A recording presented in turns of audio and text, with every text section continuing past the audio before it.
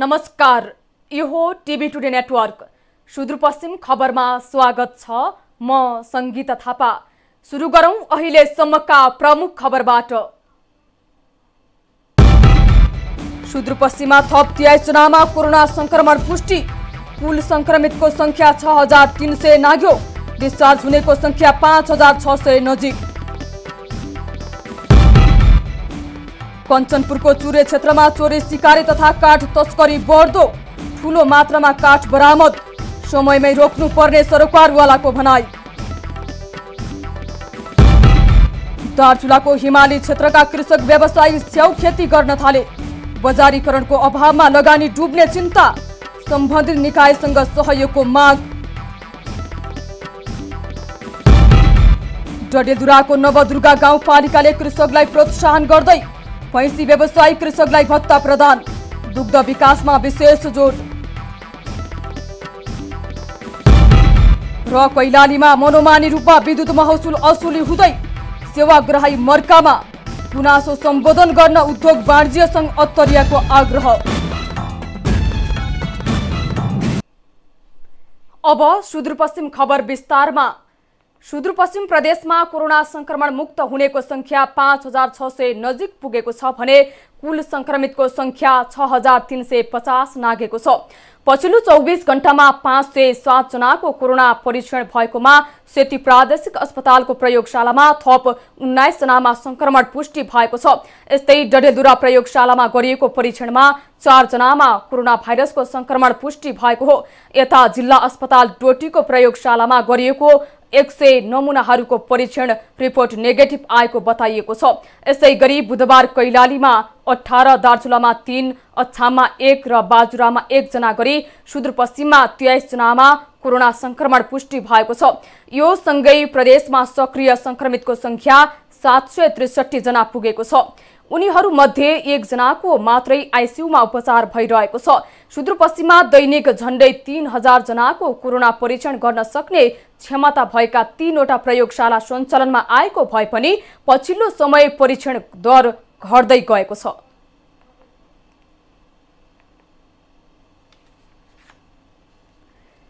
जिल्ला अस्पताल दार्चुलामा सुरक्षित गर्भपतन गर्नेको संख्यामा वृद्धि भएको छ। विगतमा भारतीय बजारमा मेडिकलमा गएर गर्भपतन गराउँदै आएकाहरू अहिले भने जिल्ला अस्पतालमा सुरक्षित रूपमा गर्भपतन गराउन थालेसँगै संख्यामा वृद्धि भएको हो। गत आर्थिक वर्षमा जिल्ला अस्पतालबाट मात्रै 255 जनाले सुरक्षित गर्भपतन गराएको तथ्याङ्क छ। यसअघि 2075-76 मा 216 जनाले अस्पतालमा आएर गर्भपतन गराएका थिए। महिला र पुरुषका लागि परिवार नियोजनका विभिन्न अस्थायी साधन हुँदा हुँदै पनि महिलाको स्वास्थ्यलाई जोखिममा पारेर गर्भपतन गराउनु खतरा हुने अस्पतालका मेसु डाक्टर गजेन्द्र दुवालको भनाइ छ। जिल्ला अस्पतालले लैंगिक हिंसामा परेका महिलालाई निशुल्क सेवा दिएको छ।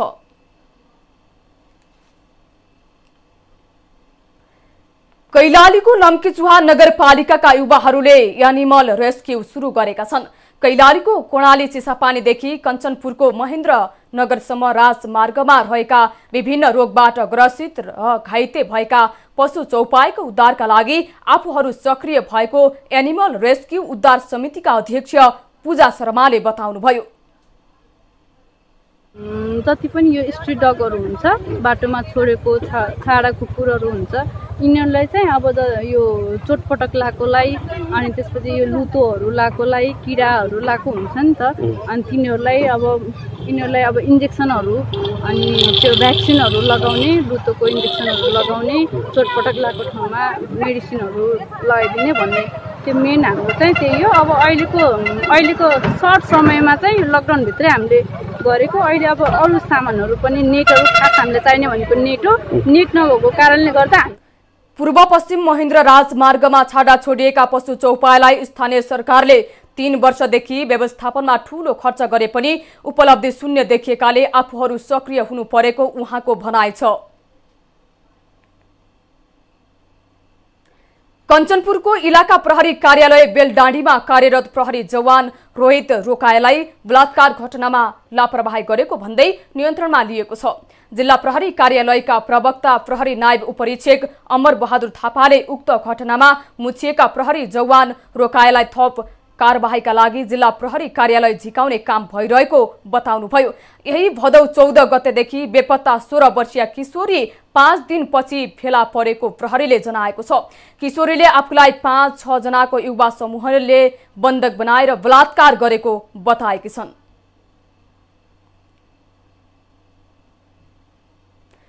कोरोना महामारीको कारण भएको बन्दाबन्दीका बीच बढ्दो बेरोजगारीका कारण चुरे क्षेत्रमा चोरी सिकारी तथा काठ तस्करी बढेको छ। कञ्चनपुर क्षेत्रमा व्यापक रूपमा चुरे दोहन बढेपछि सरकारवाला समेत सजग बनेका छन्। एक रिपोर्ट। पछिल्लो समय कञ्चनपुर क्षेत्रमा पर्ने चुरे दोहन तथा तस्करी बढ्न थालेपछि सरकारवालाहरू सजग बनेका छन्। रातिको समयमा गस्ती गर्दा अवैध रूपमा चोरी निकासी भइरहेको काठ समेत बरामद भएको गणेश सामुदायिक वन उपभोक्ता समूह बेदकोटका अध्यक्ष किशन सिंह भण्डारीले बताउनुभयो। हामी यहाँबाट धेरै टाढा पर्थ्यो त त्यो ठाउँमा हामी त्यति सम्भव थिएन गस्ती गर्ने, तर त्यहाँसम्म पुगेका थिएनौँ। यसबारे यो लकडाउन र प्रदेश सरकारबाट चोरीलाई बढीभन्दा बढी यस्तो मिलोमतोमा भइरहेको छ, चोरी तस्करी भइरहेको छ भन्ने कुराहरू धेरै समुदाय वनहरू चाहिँ चोरसँग मिलेका छन् भन्ने कुरा हामीसँग पत्र आयो। त्यसपछि हामीले भने यार हाम्रो क्षेत्र कुन ठाउँसम्म त्यो ठाउँ पुरैमा हामीले घुम्नुपर्छ र के कस्तो भइरहेछ भन्दाखेरि हामीले लास्ट एउटा रुखहरू चोरहरूले काटेको भेटियो। हामी वन कर्मचारीलाई लगेर गएका थियौँ। लकडाउनका कारण रोजगारी गुमाएर हजारौं मजदुरहरू स्वदेश फर्किएसँगै आर्थिक अभाव भएपछि वनलाई मुख्य गन्तव्यको रूपमा प्रयोग गर्ने गरेको कारण समस्या भएको सरकारवालाहरूको भनाइ छ। यो पछिल्लो समयमा तपाईको धेरै साथीहरू वैदेशिक रोजगारमा हुनुहुन्थ्यो अनि अहिले सबै लकडाउनले गर्दाखेरि विदेशी पनि घरमा आए, बेरोजगारी व्याप्त, त्यसकारणले पनि उनीहरूले यो सुरुले नै त्यसमा आफ्नो एउटा आर्थिक क्रियाकलाप चोरी तस्करी गर्नेमा सक्रिय हुन तिनीहरू पुगे। लगभग करिब 2-3 घण्टा नै लाग्छ त्यो मलास गैरीखान भन्नेको क्षेत्रको आसपासमा। त्यहाँ जाँदाखेरि हामीहरूले बेवारेसी रूपमा एक रुख काटेको ढालेको अवस्थामा र एक गोलिया नै गायब भएको अवस्थामा त्यो फेला पार्यौँ। त्यसमा टुक्राहरू बनाएका थिए। लकडाउनका बेला बढ्दो बेरोजगारीका कारण चोरी सिकारी र काठ तस्करी बढेको डिभिजन वन कार्यालय कञ्चनपुरको निष्कर्ष छ। चोरी सिकारी सम्बन्धी 4वटा मुद्दा हाल पनि विचाराधीन रहेको र दैनिक मुद्दाहरू आउने गरेको प्रमुख अजय विक्रम मानन्धरको भनाइ छ। अब चोरी सिकारीको हकमा चाहिँ विशेष गरी लकडाउन पछि चाहिँ बढेको अवस्था छ। मुद्दाको हिसाबले हेर्ने हो भने चोरी सिकारी चाहिँ अहिले तत्काल चाहिँ हामीसँग 4वटा मुद्दा विचाराधीन छन् र त्यो 4वटा मुद्दामा चाहिँ विशेष गरी यो जाल थाप्ने, पासो थाप्ने, अलिकति यो बँदेल चितलहरू मार्ने, नीलगाईहरू मार्ने त्यस्ता खालका मुद्दाहरू छन् हामीसँग। काठ चोरी निकासी हुने क्रम पनि केही चाहिँ अब बढेकै हो। यो विशेष गरी लकडाउनमा चाहिँ पहिलाको तुलनामा मैले केही बढेको भन्छु। कोरोनाका कारण हजारौं नागरिक बेरोजगार छन्। यस्तो अवस्थामा उनीहरू विकल्पको खोजीमा तस्करीमा लाग्न सक्ने खतरा पनि बढ्दो छ। यसतर्फ पनि सरकारवालाहरूले ध्यान दिन जरुरी छ। कञ्चनपुरबाट राजेन्द्र विष्टको रिपोर्ट। सुदूरपश्चिम खबरमा पालो छोटो विश्रामको।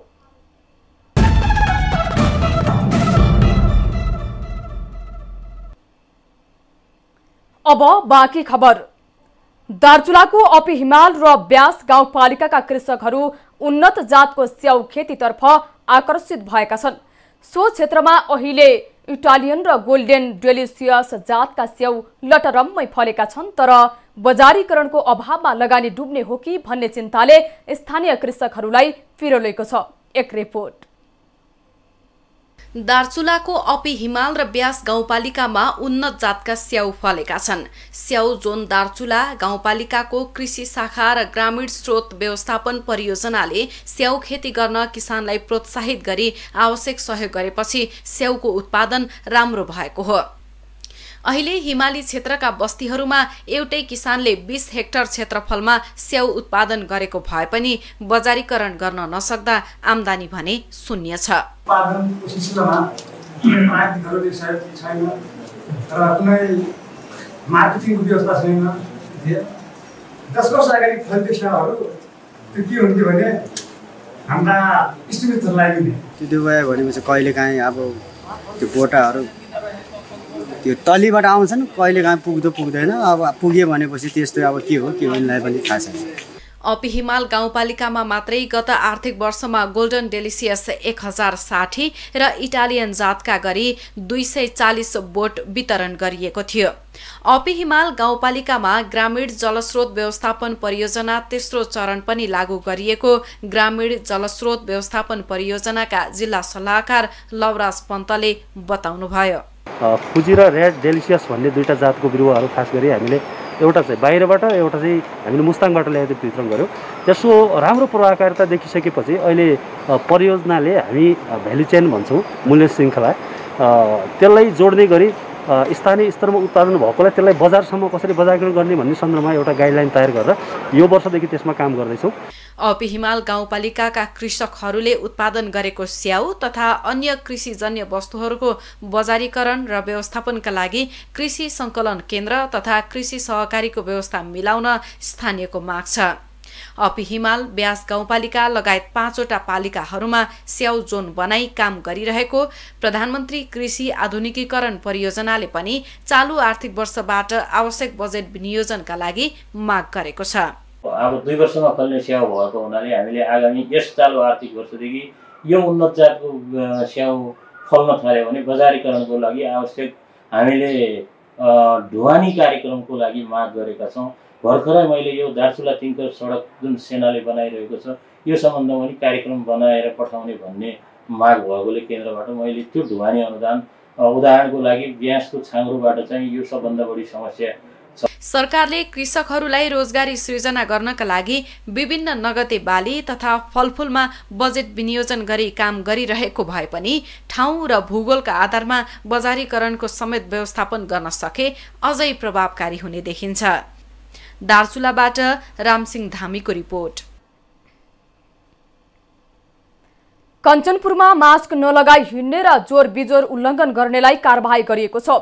3 महिनाको समयमा 900 जना मास्क नलगाई हिँड्ने र 521 जना जोर बिजोर उल्लङ्घन गर्नेलाई कारबाही गरिएको छ।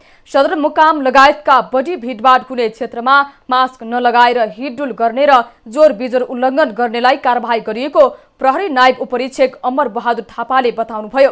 कारबाहीमा परेका 900 जना मास्क नलगाई हिँडडुल गर्नेहरूबाट हालसम्म 90,000 रुपैयाँ र जोर बिजोर उल्लङ्घन गर्नेहरूबाट हालसम्म 1,20,900 रुपैयाँ राजस्व सङ्कलन गरिएको जनाइएको छ। डडेलधुराको नवदुर्गा गाउँपालिकाले भैँसी पालन गर्ने कृषकलाई भत्ता दिने भएको छ। युवाहरूलाई पशुपालनमा लाग्न प्रेरित गर्ने उद्देश्यले भत्ता दिन लागेको हो। गाउँपालिकालाई दूधमा आत्मनिर्भर बनाउन तथा व्यावसायिक बनाउने भैँसी पाल्ने कृषकलाई प्रोत्साहन गर्न लागि गाउँपालिकाले जनाएको छ। पालनलाई अलिक पूर्वधन गर्ने र भैँसीलाई पनि एउटा पोषणयुक्त, उसले पनि सुत्केरी हुँदा मान्छे जस्तै उसलाई पनि एउटा पोषणको चाहिँ आवश्यकता पर्छ। त्यसैले चाहिँ अब अन्य चाहिँ केही खानेकुराहरू भैँसीलाई अब दानाहरू विभिन्न क्याल्सियमका कुराहरू हुन्छ, यी कुराहरू किनेर भए पनि उहाँहरूले खुवाउन सकुन् भनेर हामीले चाहिँ यो एउटा भैँसी बराबर 1500 रुपियाँ यो राखेका थियौँ र यही हिसाबले आज गाउँपालिकाले अन्य कृषिका कार्यक्रममा पनि सहयोग गर्दै आएको छ। अब जनआवाज।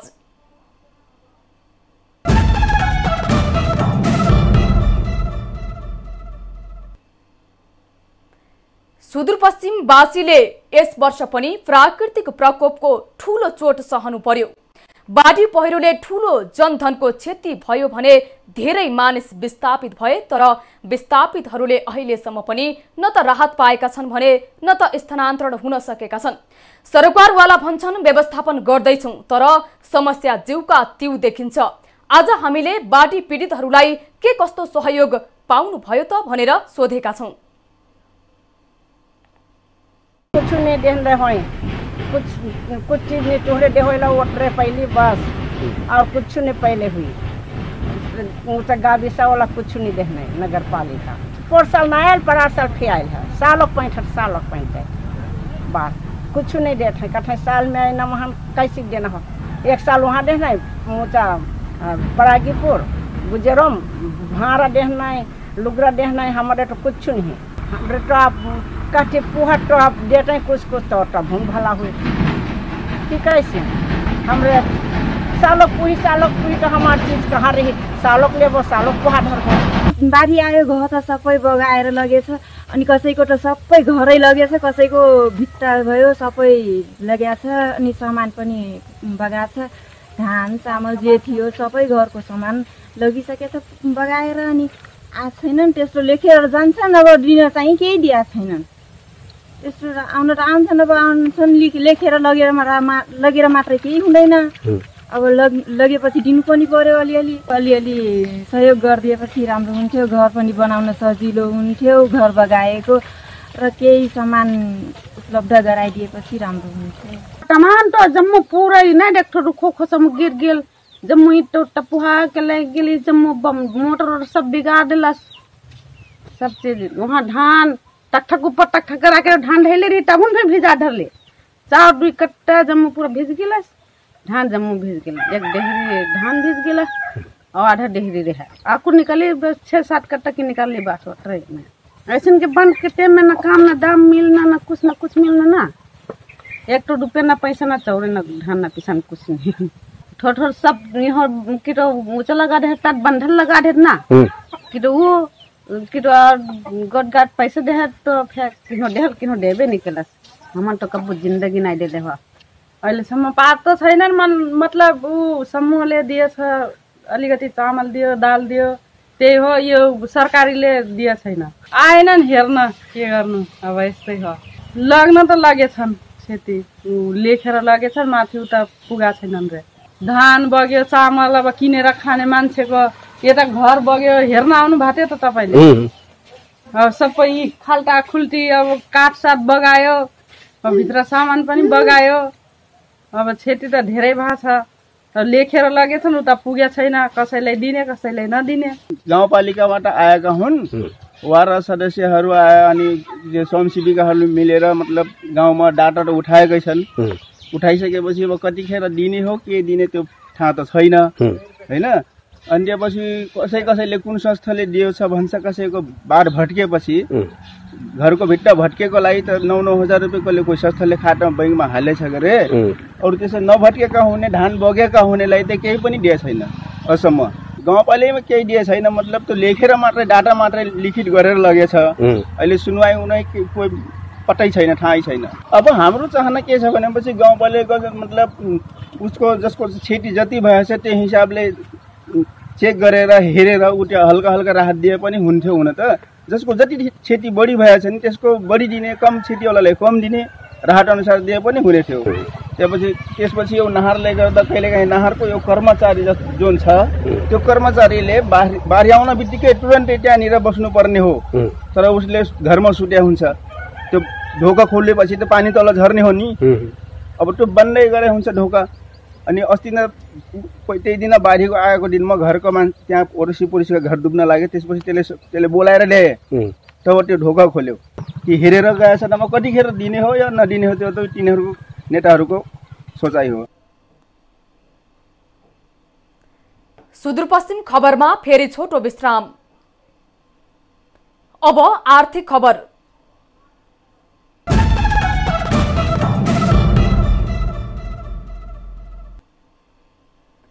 नेपाल विद्युत प्राधिकरण वितरण तथा ग्राहक सेवा निर्देशनालय धनगढीले विद्युत महसुल असुलीमा मनोमानी गरेको भन्दै अत्तरिया क्षेत्रका व्यवसायीहरू आक्रोशित बनेका छन्।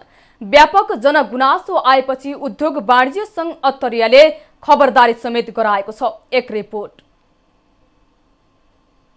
एकातिर सरकारले गरेको लकडाउन र फेरि गरिएको निषेधाज्ञाले पुरै देशको व्यापार व्यवसायमा ठूलो असर परेको छ। यसै महामारीका बीच व्यवसायीहरूलाई बैंकको ब्याज नै तिर्न धौधौ परिरहेका बेला नेपाल विद्युत प्राधिकरण वितरण तथा ग्राहक सेवा निर्देशनालय धनगढी वितरण केन्द्रले मिटर रिडिङ बिना नै मनोमानी रूपमा विद्युत महसुल असुलिरहेको छ।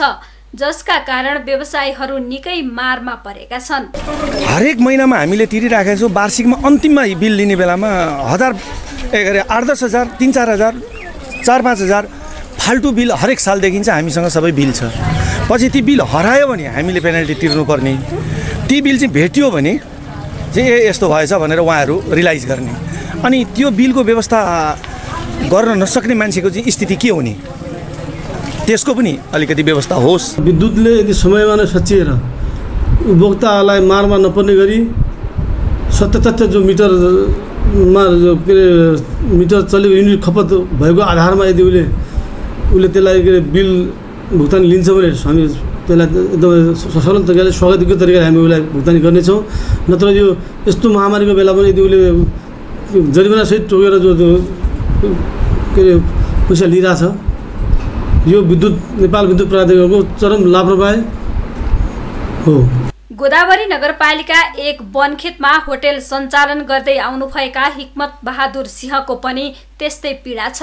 विगतमा मासिक 6000 भन्दा कम महसुल मात्र आउने गरेकोमा साउन महिनाको मात्रै 22123 रुपैयाँ महसुल आउँदा निकै समस्या भएको छ। बिलले साउन महिनाको 22133 रुपैयाँ बिल आएको छ।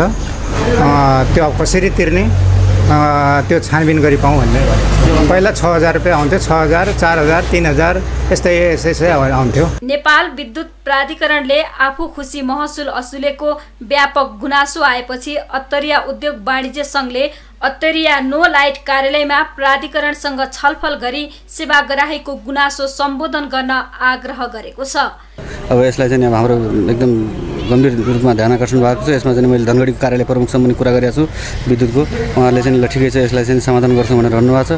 यदि अझ पनि अब भएन, जे जनगुनासोहरू आयो, व्यापारीहरूको गुनासो आयो भनेपछि हामी चाहिँ चुप लागेर बस्ने अवस्थामा हुँदैनौँ। यसलाई चाहिँ थप चाहिँ अब सशक्त रूपमा एउटा चाहिँ मुद्दा बनाएर चाहिँ अगाडि बढ्नेछौँ। यसरी नेपाल विद्युत प्राधिकरण वितरण तथा ग्राहक सेवा निर्देशनालय धनगढी वितरण केन्द्रले मिटर रिडिङ बिना महसुल उठाउँदा सेवाग्राहीहरू मर्कामा परेका हुँदा यसतर्फ सरकारवालाको ध्यान जान जरुरी छ।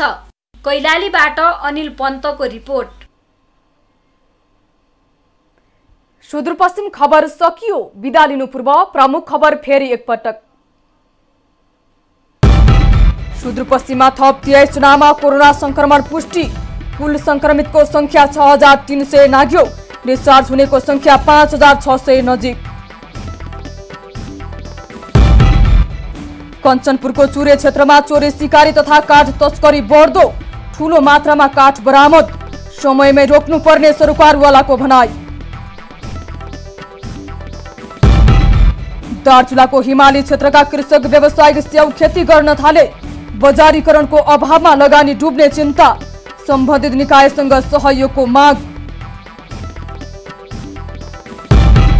डडेलधुराको नवदुर्गा गाउँपालिकाले कृषकलाई प्रोत्साहन गर्दै भैँसी व्यावसायिक कृषकलाई भत्ता प्रदान। दुग्ध विकासमा विशेष जोड। र कैलालीमा मनोमानी रूपमा विद्युत महसुल असुली हुँदै सेवाग्राही मर्कामा। गुनासो सम्बोधन गर्न उद्योग वाणिज्य संघ अत्तरियाको आग्रह।